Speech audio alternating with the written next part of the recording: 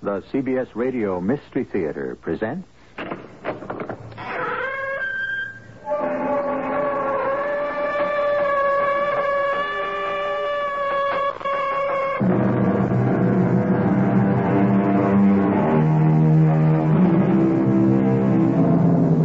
Come in. Welcome. I'm E.G. Marshall. Anger is a branch, and hate is a tree.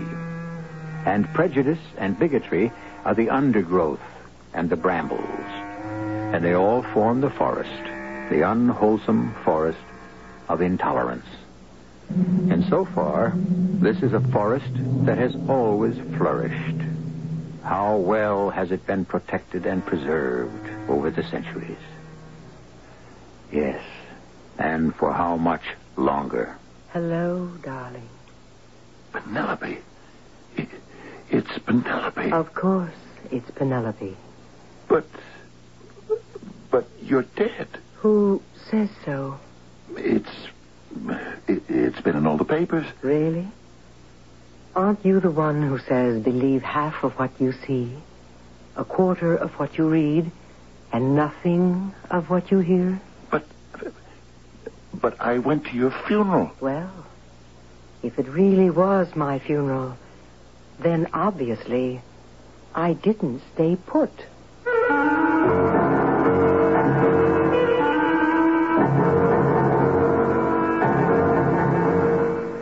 Our mystery drama, The Man Who Couldn't Get Arrested, was written especially for the Mystery Theater by Sam Dann and stars Fred Gwynne. It is sponsored in part by Buick Motor Division and True Value Hardware Stores. I'll be back shortly with Act One.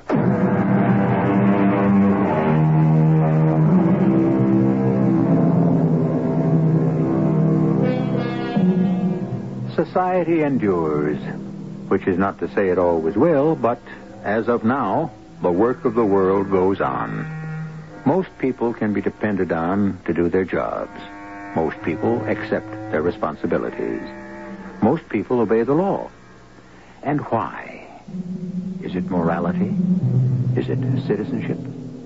What keeps most people on the straight and narrow? Our little drama may cast a ray of light on the subject. On the other hand, you may find yourself deeper in the dark than ever. It is night. Late at night.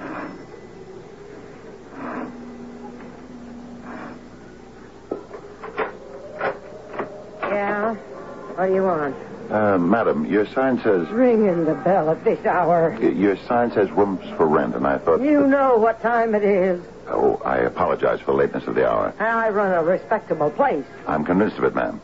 I wouldn't have rung your bell, but I saw the light on in your window. Well, come on in. Do I have to catch my desk standing out here jabbering? Thank you. Well, you want a room? This one at the foot of the stairs. Bathroom's at the end of the hall. It's very nice. Yeah, well, so what do you want? A palace it ain't. But for $25 a week, take it or leave it. I'll take it. In advance. Oh, yes, of course. I'll write you a check. A check, huh? I'm accustomed to paying all my bills by check. Yeah, I'll bet you are. Listen, Buster, first thing in the morning, I'm at the bank. If this thing bounces, you bounce right out after it. And one thing I don't put up with here, women in the room. I run a quiet, respectable house. Oh, yes, I approve. I'm actually a rather quiet person myself. Mrs. Mumford. Mrs. Mumford. Yes. And my name is Carnahan. Hector Fremont Carnahan. Yeah, I'll bet it is.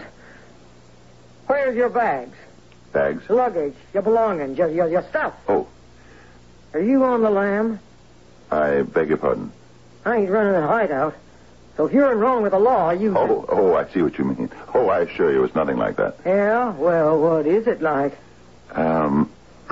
Well, I'm in Wall Street. Yeah, I miss America. No, it's true. I'm a stockbroker. Yeah, sure. You're also a millionaire. Yes. Even with the depressed state of some of my holdings, my net worth is in the... Yeah, well, so tell me, Buster. My name is Hector. Yeah, so what are you doing in a flea bag like this? Why now, Mrs. Mumford, you underestimate the sheer beauty of this building. Oh, yeah? This is what's known as a Madison brownstone, So what? which means it's over 100 years old. You're telling me. The last of them were built in the 1870s. None of which answers my first question. Question. Where's your belongings? Oh, well, you see, I don't intend to live here on a permanent basis. You don't. You see, there are times when I need solitude, intervals for meditation, contemplation, self-communion, as it were. Yeah. And I do not wish to be disturbed by my associates. Well, then why don't you go on up to the woods? Millionaire like you. You could have one of them hunting lodges. That would not answer the purpose. You see, I must be available for various business decisions at a moment's notice. At this address, I am not more than 5 minutes from my office by taxicab. And who would think to look for me here? Well, to each his own, as they say. Good night. Yes, good night. Yes, good night, Mrs. Mumford. What a perfectly horrid woman. But that doesn't matter. I must think clearly. Clearly. Help me. I must try to remember. Please help me. What's that? Help me. Who's that? I'm going to be killed. Who are you? I don't want to be killed. Who is speaking? Don't let me be killed. Who are you? Where are you? I don't want to die. Who is that talking? Who? I never did anything wrong. You're in this room. He's going to kill me. Why can't I see you? Stop him, please. Stop him. He's going to kill me. Who are you? Where are you? What's going on in there? Open up. Who are you? Open up, I said. Yes. Just a minute. Okay. Okay, now, what's happening? I don't know. Who's in this room with you? I guess nobody. What do you mean, you guess nobody? Well, I don't see anybody, do you? Well, if there ain't nobody in the room, who are you yelling at? I heard somebody. Who? It was a woman. I thought we laid down the ground rules here. No women in the room. She was in the room before I got here. Oh, you're crazy.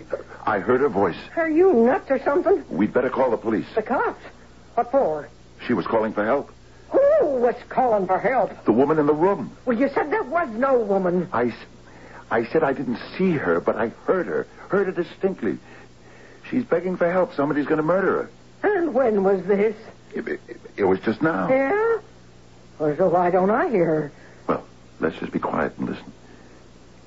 I still don't hear her. But it was just as Are plain you as... sure you haven't been taking too much sauce? I tell you, I heard her. Her voice. She's pleading. She doesn't want to be killed. She's begging for help. Oh, all right. Let's put a stop to this. Now, look. Is there anybody in this room? Any place that needs help? Now, is there? Speak up. Well, go ahead. Speak up. Let's hear from you. Well, you hear something, Mr. Hector Carnahan? Yes or no? Well, I did just before. I mean right now. But, Mrs. Mumford, I distinctly heard... Mr. Carnahan, I don't rent to drunks. Mrs. Mumford, I swear to you, I'm absolutely sober. Oh, well, then it's worse than I thought. You might bear in mind, I don't rent to nuts either. Good night. But I heard it. I heard a voice, a woman's voice. Oh, I must think clearly. Clearly. Please, somebody help me. I don't want to die. No, it isn't true. It's my imagination. It isn't true. I never hurt anyone. I don't want to die. I have to think. Think. Help me. Who are you? Help me. I'm getting out of here.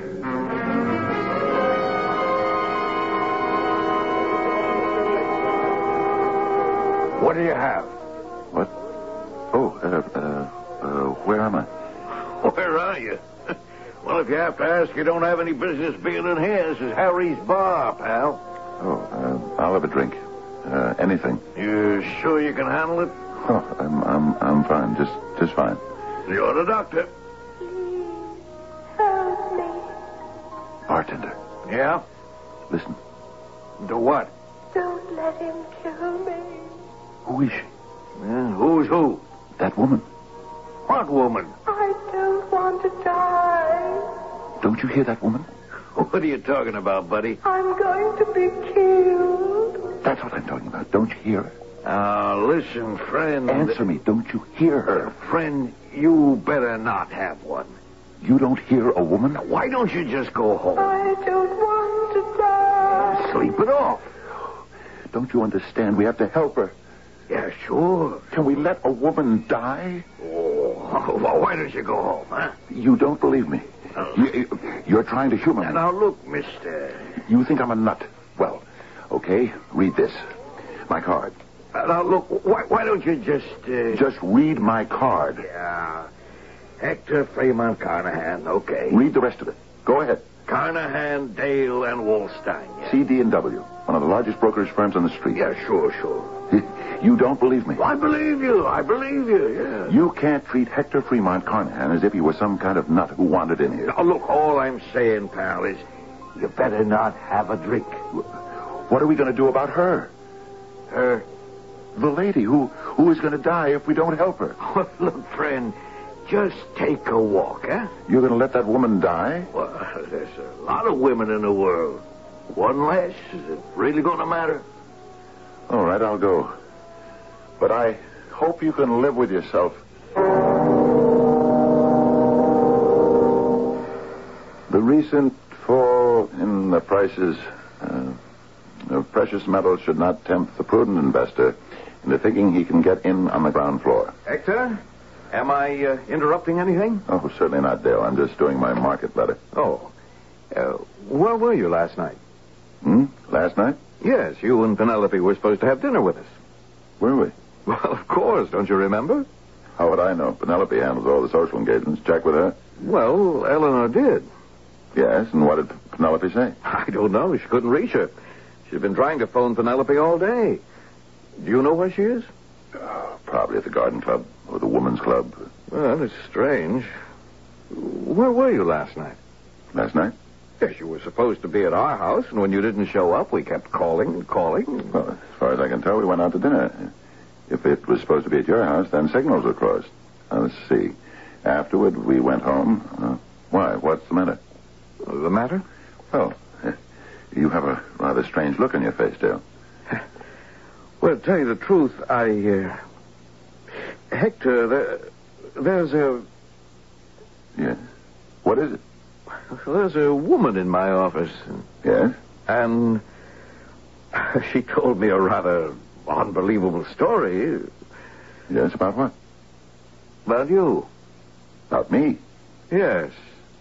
Her name is Mumford. Mrs. Marguerite Mumford. You know her? Marguerite Mumford. Never heard of the woman in my life. Well, let me tell you what she said.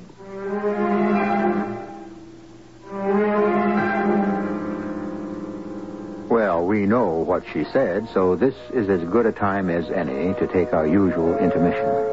At any rate, we have presented you with two Hector Fremont Carnahans. One, the impressionable and frightened man who hears voices. The other, the hard-headed, no-nonsense man of business. Which one is he, really? He could be either. Neither. Or both. Act 2, very shortly.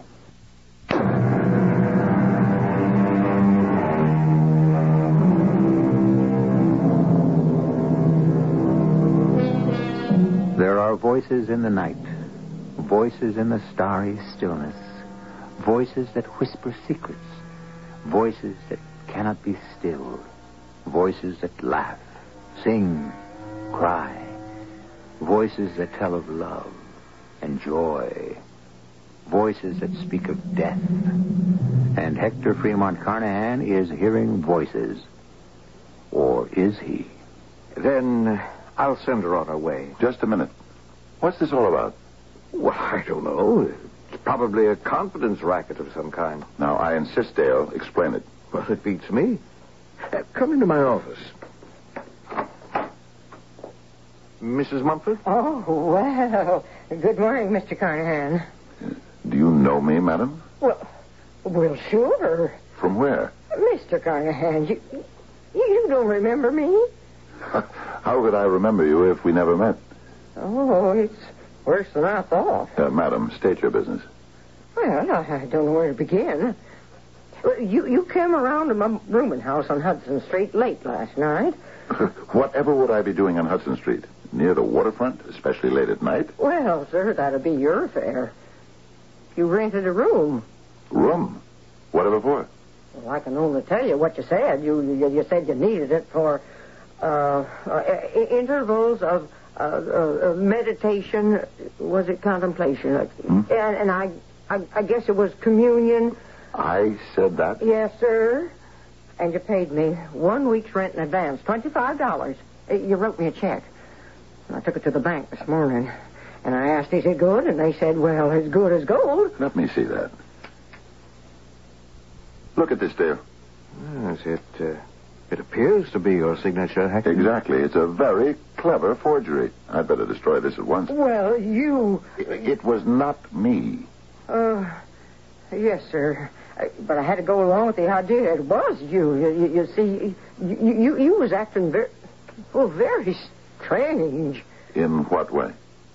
You were hearing voices. Voices? Yeah, a dame. Woman? What sort of woman? A woman who was calling for help.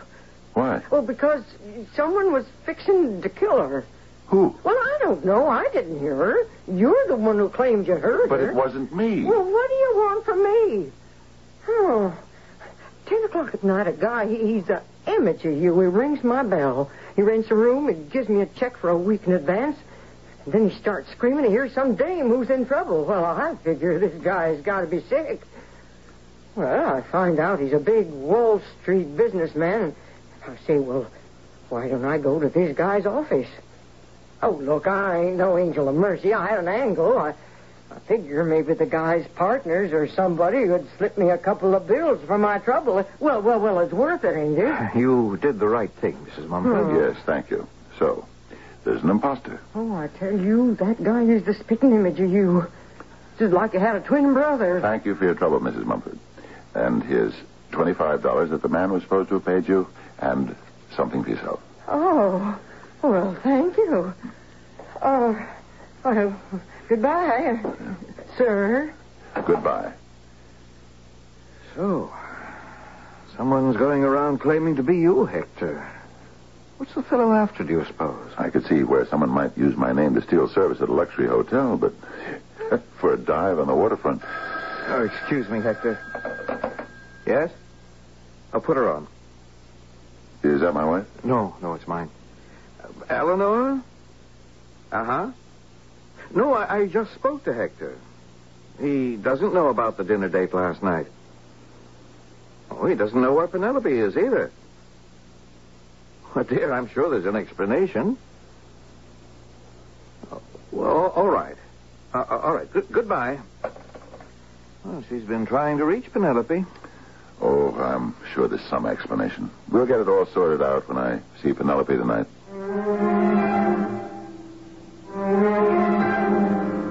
The recent fall in the prices of precious metals should not... No. Strike that. I've already said that.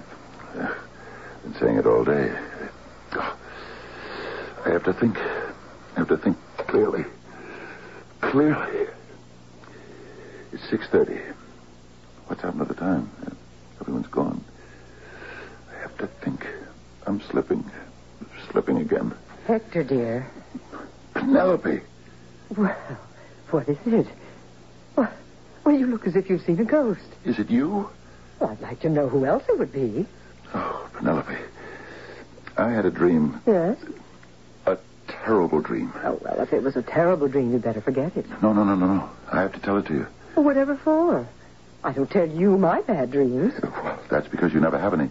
Penelope, I look at you now, I see how beautiful you are. Oh, flattery, flattery. I love it. And how good you are. Well, about that. Listen. Listen and forgive me. Well, did you do something wrong? I dreamed I did something wrong. Well, darling, you can't be held accountable for that. Well, I was jealous. Jealous? Of what? Of whom?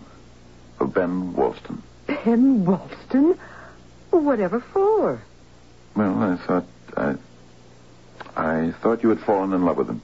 With Ben Walston? And that you were having an affair with Ben Walston. With Ben Walston? Oh, but that's impossible. Well, when you're jealous, anything's possible. Ben Walston. I was so angry, I decided to kill both of you. Oh, you're kidding. I'm telling it the way it happened. But, Hector, dear, I've only known you to become passionate over stocks and bonds. I don't show it, Penelope. But I love you very deeply. I know that, darling. And the fact that you and Ben were having an affair... That's only in your dreams? It became too much for me.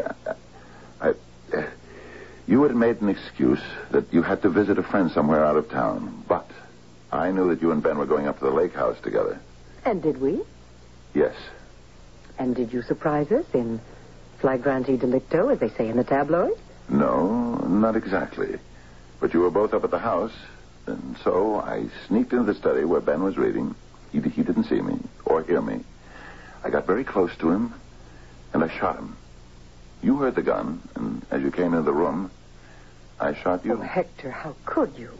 I told you I was insane. I was crazy with jealousy. All right, darling, I forgive you.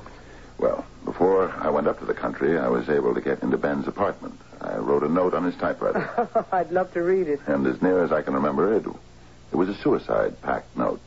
He was supposed to have written that I wouldn't give you a divorce. And so the two of you preferred death to being apart. Oh, you are a romantic, darling. Yes. Better to be together in death than separated in life. Darling, word of this must not get around Wall Street. I left you and Ben and the note in the summer house, and I came back to the city. Incidentally, did you know we had a dinner date with the Dales? Oh, I knew I had forgotten something. I was in a daze. I went back to the apartment, but I couldn't stay. Well, too many memories of me, I suppose. It was dreadful. There was a voice. It sounded like yours, but I refused to recognize it. And the voice kept begging for help, imploring someone to save her from death. Oh, how dramatic. I ran out of the house. I ran and ran down the deserted streets. The voice kept following me. I suddenly found myself in a neighborhood near the docks. I was frightened. I was exhausted. Well, this would have been a good time to wake up. I saw a sign on a tumble-down building. It said, rooms for rent. Well, any port in a storm. I went in there. Some slattern of a landlady rented me a dreadful little cubicle. But your voice followed me there, too. So I ran out. Oh, you poor darling. Into a bar. But your voice wouldn't let me be. Finally, I woke up. I was home in bed, and I remembered. You were spending the night at your mother's. How is she? Oh, she sends you her love. The Dales will want to know why we didn't have dinner there last night. Oh, I wish I could come out with it and say they bore me. Please don't. Well, I shall make up a most delicious excuse. Well, shall we go home to dinner? Oh, you go, darling. I have something, committee meeting tonight, and we're having dinner sent in. Oh, will you be home early? Oh, very early. Okay, then. I'll stay here a while and finish this. Good. And then we'll both get home about the same time, and you won't have a chance to miss me.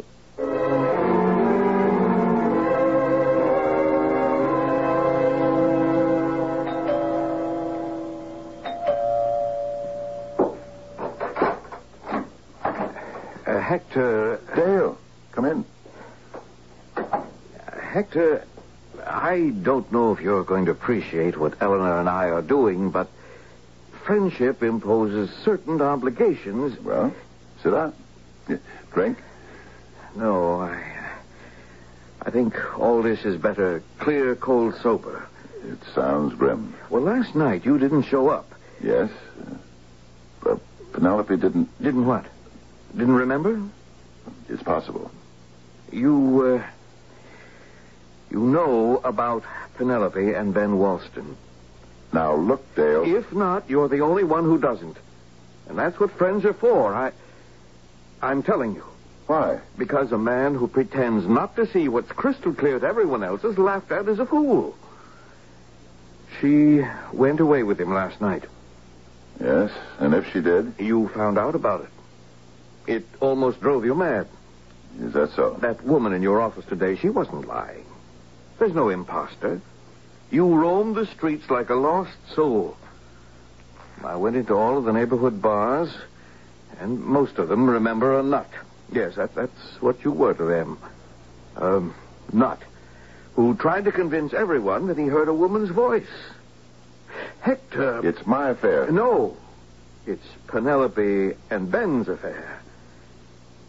Hector, would you take her back? Dale, there's something you should know. Eleanor's going up there now. Going where? To the lake house. She's going to try to convince Penelope to come back. She's driving up the country to ask Penelope to come back to me? Well, it's what you want, isn't it? She's going to have that long drive for nothing. You mean you know she won't come back? She's here. Here? Where? I spoke to her at the office around 6:30. Oh, well, then everything's all right? She's at a committee meeting. She's due home any minute. Oh.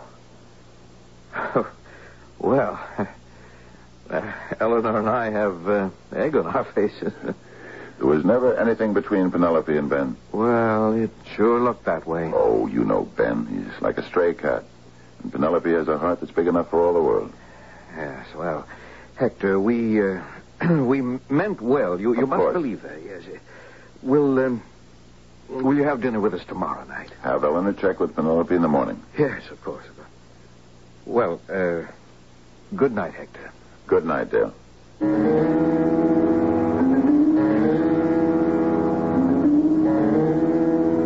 Darling? What? Oh, no. I must have fallen asleep. Oh, I'm sorry. The meeting ran a little later than we expected. Oh, that's okay. Oh, I just want to get into my nightgown and... Oh, I'm sleepy, too. Oh, I'm glad you woke me. Oh, am I glad. I had this dream. Oh, another one? It was about Ben. Oh, go back to sleep, dear. He was so terrible. I have to tell him about it. Well, I'm sure he doesn't care to... I must. I'll call him now. Darling, I'm sure he's asleep. All right, then you call him. Say I have to tell him this dream. Tell him he must come over right away. To hear a dream? Yes, to hear a dream. Please, Penelope.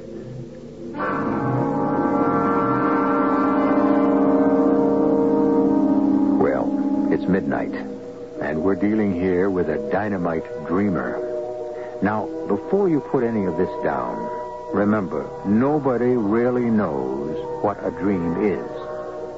For all we know, the dream life may be the real one, and vice versa. Especially to those people who have learned how to develop the capacity to dream. What's this about a capacity to dream? Is there proof such a thing exists? Well, is there proof it doesn't? In just a few moments, I'll prove to you that we have a third act.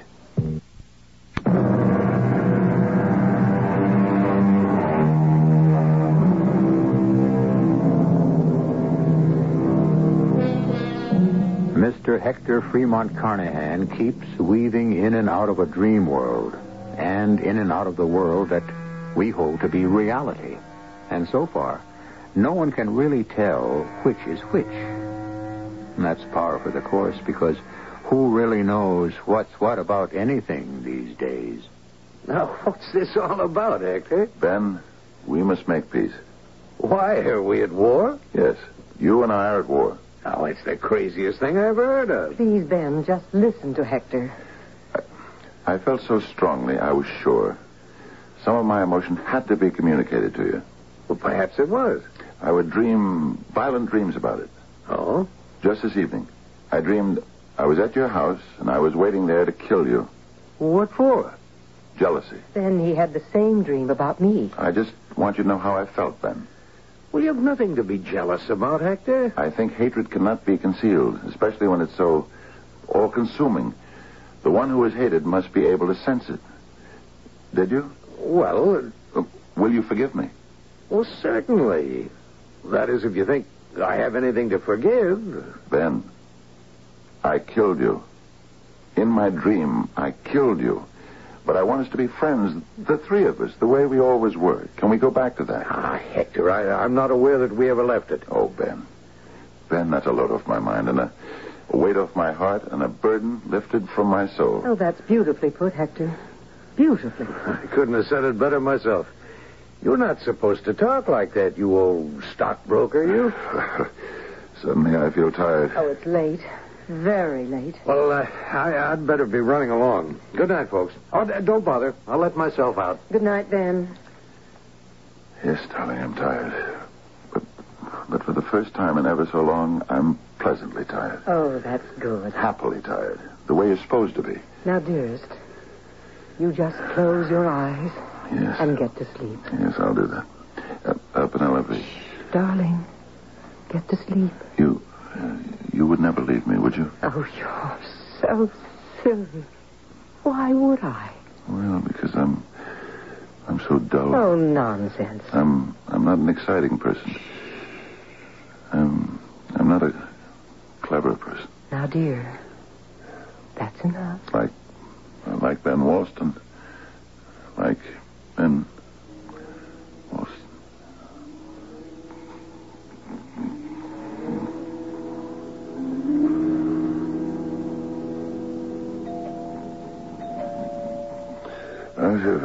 What? All right. For crying out loud, I hear you ringing. I'm coming. What kind of idiot would be at the door at this time? Who's that? It's me, Dale. Dale. Hector, Yes, me, Hector. Who did you expect? I have to talk to you. It's 4:00 in the morning, I Dale. know that. Well, what is this thing you have to tell me at 4:00 in the morning that can't wait?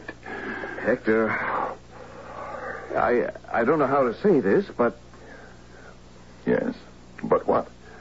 Well, I never had occasion to tell something like this to anyone before. Something like what? Come on. Out with it, man. I just got a call from Eleanor. So? She's up in the country. And, well, I told you she'd gone up there to see if she could effect a reconciliation between you and Penelope. Didn't I tell the two of you were dead wrong? Well, she'd already left our house by then. So she had the trip for nothing. She's up there now. And she found Penelope.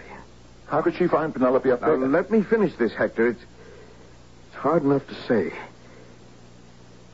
Penelope's dead. You're crazy. I wish I were. Let me prove it. Penelope's here. But I just spoke to Eleanor on the phone, and she You were said... dreaming. Now, Hector, please, get hold of yourself and listen. Come with me. Where? Into the bedroom. You'll see for yourself. What'll I see for myself? Penelope. She's here. She's been in bed all night. Hector, you have to stop fighting it. Will you please come on in? Come on. You have to accept it. What are you waiting for? Just come this way. Dale, in here. But don't wake her up. She hates it when somebody breaks up her sleep. There. See? See what? Penelope. Fast asleep in bed.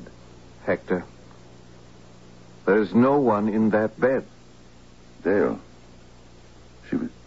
She was here just a minute ago. Hector, sit down. Ringing the bell. You probably woke her up. Should I get you a drink or something? So she must have gotten out of bed for a minute. Penelope? Hector. Penelope. I know you're here. He isn't.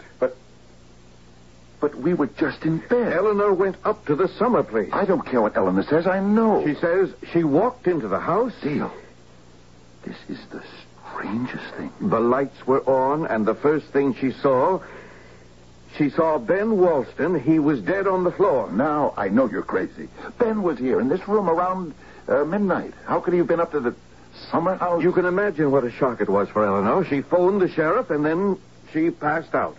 Is this your idea of a joke? Don't fight it, Hector. Please. Sooner or later, you have to accept it. Penelope? Dead? Then why was I able to see her so clearly? To talk to her, to hold her in my arms? Is Penelope really dead? Get dressed, Hector. Where are we going? You know where we're going. We have to drive up to the country. Go. They're dead. Both of them. Yes. going to be very bad for you for a while, but this is the first step you have to take.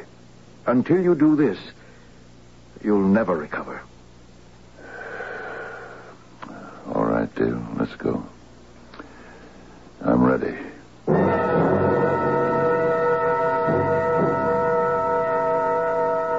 Evening, Mr. Carnahan. Hello, Sheriff.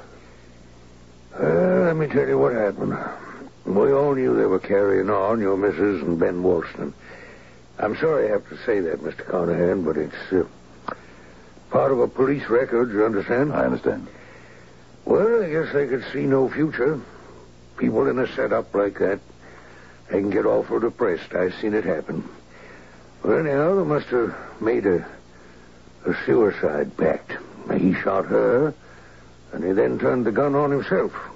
We got the note. You want to read the note? It isn't necessary. I know what it says. Well, anyhow, the thing's open, and... what do you mean you know what it says? How could you possibly know what it says? I wrote it. Sheriff, don't listen to him. He hasn't been right, and this thing is obvious. I understand, Mr. Dale. It's enough to disrupt anybody. I know what it says, and I know what happened, and you must listen to me. Sure, Mr. Carnahan. Just relax. Take it easy. Don't patronize me, Sheriff. I'm doing your work for you. Oh, yeah, I appreciate that, sir. And don't be sarcastic. Hector, the sheriff's only and you trying... keep out of it, too, Dale. I'm not a fool. I knew what was happening behind my back, and it wasn't even behind my back. It was in front of my eyes. Hector, don't punish yourself. What does a man do in these things? It's all very well to say, divorce her, get rid of her, kill her. But what if you love her? You understand? Yes, Oh, we like to talk like two-fisted, red-blooded fighting men, but that's propaganda we sell ourselves. Most of us go through life adjusting, don't we? Sure. And so you try to live with it. You settle for half a loaf because it's better than none. Understand? Yeah, I believe I... And I could even see her point of view because I'm dull and stodgy and boring. And she was, well, she liked to get out. She loved the theater, concerts, lectures, everything that just meant nothing to me. Well, you figure if the thing could be kept within decent limits, I don't know how I mean that word decent. Well, I believe I follow your true meaning. Yes, well, the more I closed my eyes, the more I pretended not to notice, the more flagrant they became. Finally, I couldn't pretend anymore. I couldn't disregard it anymore. Yes, sir. I'm a stockbroker. I must maintain a certain amount of credibility. It was becoming a scandal. So I said to them, just plain cut it out. You know what they did, both of them? They laughed at me. So I decided to kill them. Now, Hector... I decided I would make it look like a lover's death pact. I knew they'd be up there. I wrote that note. I shot him in such a way that it would look like he killed himself. And then I shot her. I see. I didn't want to be held for it, so I arranged it that way. But after I did it and I saw them lying there, dead, a terrible feeling came over me. It was more than guilt, more than remorse. I wanted to take it back. Do you understand? Yes. I refused to accept the fact that I had done this monstrous thing. I insisted to myself that they were still alive, and I heard a voice. It kept following me. Don't kill me. Please don't kill me. Help. I don't want to die. The voice wouldn't let me alone. I wanted to bring her back to life so badly. I forced myself to be able to see her again, alive. Penelope and Ben. I made them come alive. For me. Sheriff, can't you see how ridiculous that is? Of course it's ridiculous. Well, the coroner is satisfied with murder and suicide. What do you mean the coroner is satisfied? Everybody's satisfied. But I'm telling the truth. I'm going to get you to a doctor. You need something that'll let you sleep, Mr. Carnahan. I can prove it.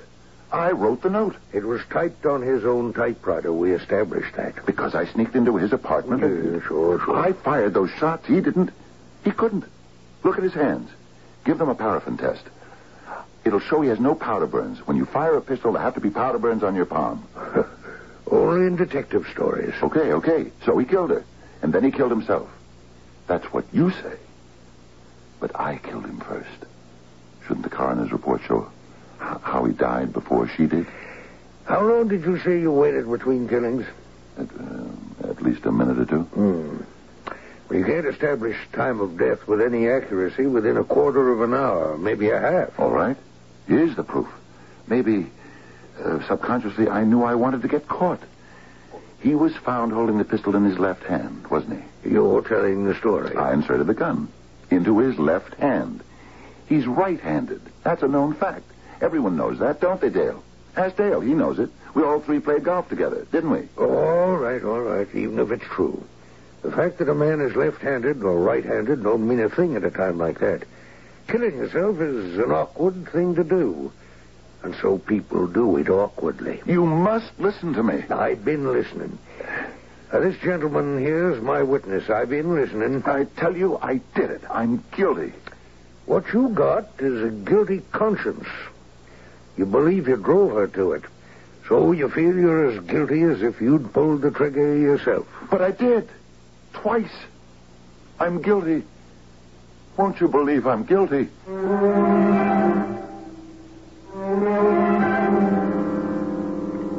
Well, do you believe it? No one else did. The louder he shouted, the more people smiled tolerantly. Then, of course, as happens in these affairs, people's patience wears a bit thin. And finally, the only way to handle a situation was to place Hector Fremont Carnahan in an institution, where he insists to this day he is guilty. I shall return in just a few moments.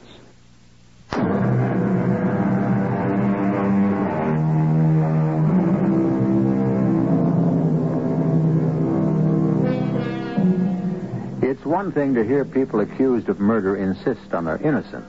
It's quite another to hear people who are not even suspected insist on their guilt.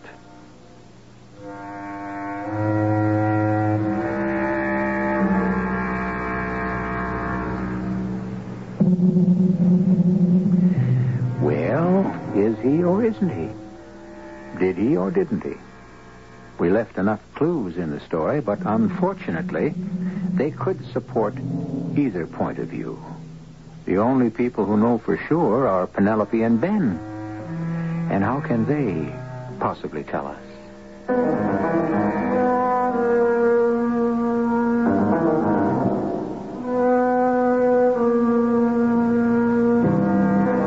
Our cast included Fred Gwynne, Joan Shay, Bill Griffis, and Court Benson. The entire production was under the direction of Hyman Brown. And now, a preview of our next tale. Remember a few years ago when I come home after my chores and you found me flat on the bed? Mm-hmm. I told you I was tired and my stomach was upset. I didn't want to worry you, Emma. It wasn't my stomach. You heard the voice, Rob? Yeah. I didn't say nothing for fear people would say I was an old fool. But I heard the voice. Oh, Mother, please let me in. Please, Mother. That's what I heard. Heaven have mercy on whoever it is. Amen. Who could it be? I don't know, Emma. But you couldn't pay me enough to walk past there after sunset. Radio Mystery Theater was sponsored in part by True Value Hardware Stores and Buick Motor Division. This is E.G. Marshall inviting you to return to our Mystery Theater for another adventure in the macabre. Until next time, pleasant dreams.